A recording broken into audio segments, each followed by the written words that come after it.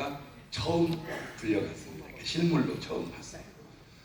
차분차분 말씀하시는 저를 보고 한 첫 번째 얘기가 목사님은 유니크한 분이십니다. 그렇게 좋게를 말하시더니 전 목사님 보고 꼭 손을 잡고 국회의원을 한 명이라도 꼭 넣어주십시오. 그렇지 않으면 나라가 망합니다. 이해가 안 되는 거예요. 그러니까 이제 저는 그런 질문을 못 했는데 전 목사님이 물었어요. 목사님, 그런 내용이 있으면 우리 같은 형편없는 목사들보다 진짜 목사님인 수제자 홍정길, 옥하는, 하용조, 이동원 이 귀한 분들에게 말씀하시지 왜 우리에게 얘기합니까? 그랬더니 영이 느낌이 좀 다른 거예요. 다시 말하면 그 네 분은 도저히 이런 일을 할 수가 없다고 느끼신 거예요. 그러니까 지금 가만히 보니까 사실은 김중근 목사님 의도를 알았다면 우리보다 훨씬 그 네 분이 앞서가고 있어야 되거든요. 그죠? 그런데 지금도 원형 이렇게 잘 관여를 안 하시는 것 같아요. 그래가지고 그냥 있는데 왜 김중근 목사님이 그때 그렇게 말을 하셨을까 하고 그분은 고향이 전라도잖아요. 그러니까 사실은 전라도는 되게 좌파가 많잖아요. 그런데 왜 전라도에 계신 그분이 그 우파로 그렇게 했을까? 그분이 한 내용을 한번 들어보세요. 김정근 목사님이 하신 말씀을 한번 들어보세요. 저는 6.25 때 가족이 죽었습니다. 내 눈앞에서 아버지도 죽고 공산당이 우리 집 모습 사는 사람의 아들이 예징을 해가지고 인민재판을 해서 밤에 끌고 가서 내 아내도 죽이고 아버지도 죽이고 진짜 뭐 그냥 찔러서 죽이고 때려서 죽였어요. 나도 죽었다가 살아났는데 이 사람들이 끌고 다니다가 못 죽여요. 그건 정말 하나님이 개입 안 하면 있을 수 없는 얘기예요. 우리 다 10사람이 공동 운명체가 되기 위해서 10사람이 하나씩 때려서 죽여야 돼요. 돌로는 참여 안 하면 그 사람이 죽어요. 그러니까 아비 교환이고 지옥이었어요. 마을 공산당들이 시켜서 강요해서.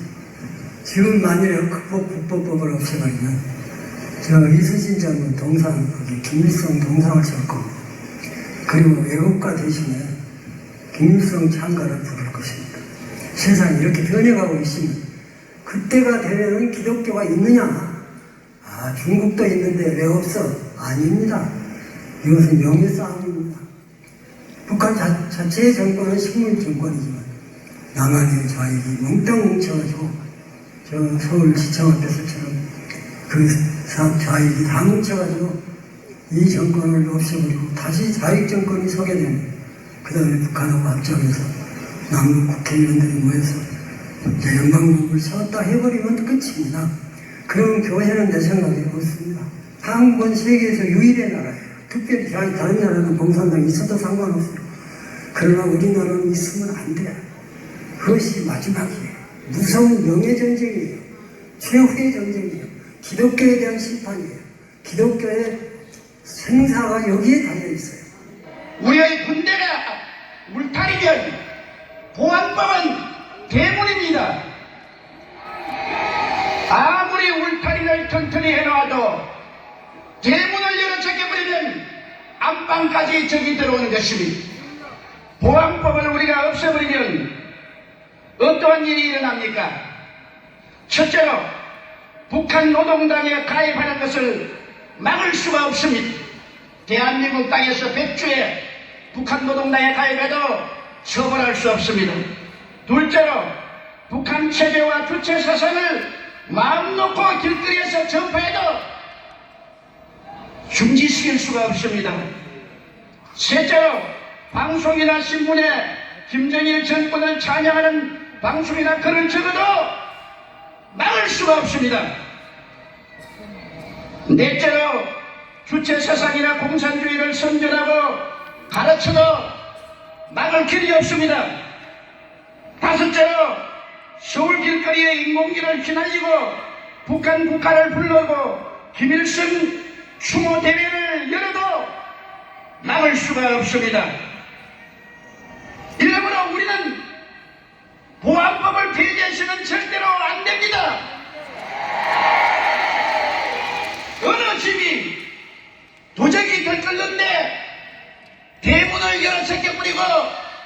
평안하게 있을 수가 있습니까? 언제 보안법을 철폐할 수 있느냐? 북한의 침략 야욕이 사라졌을 때, 더 이상 우리의 적이 아닌데 우리는 보안법을 없애도 좋습니다. 저 말씀이 수십 년 전에 한 얘기인데 지금 그대로 나라가 가려고 하고 있잖아요. 그러니까 저걸 저 어른들은 미리 내다봤다 그 말입니다.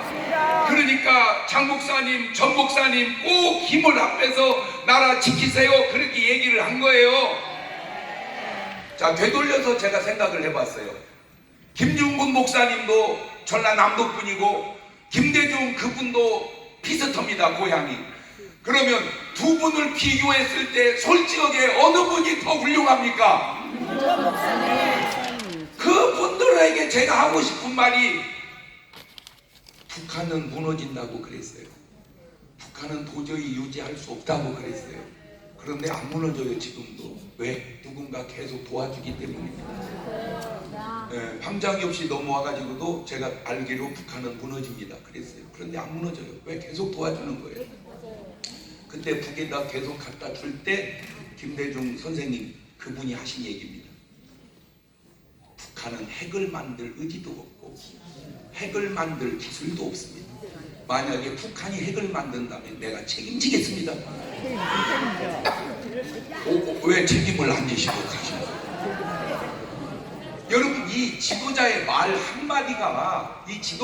한마디가 얼마나 중요한지를 알고 얘기해야지.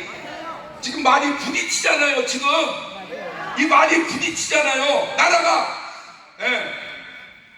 자, 앞으로 시나리오, 대한민국이 전쟁이 난다면 어떻게 망하는가, 시나리오 요것도 편집한 걸 한번 보세요. 진짜.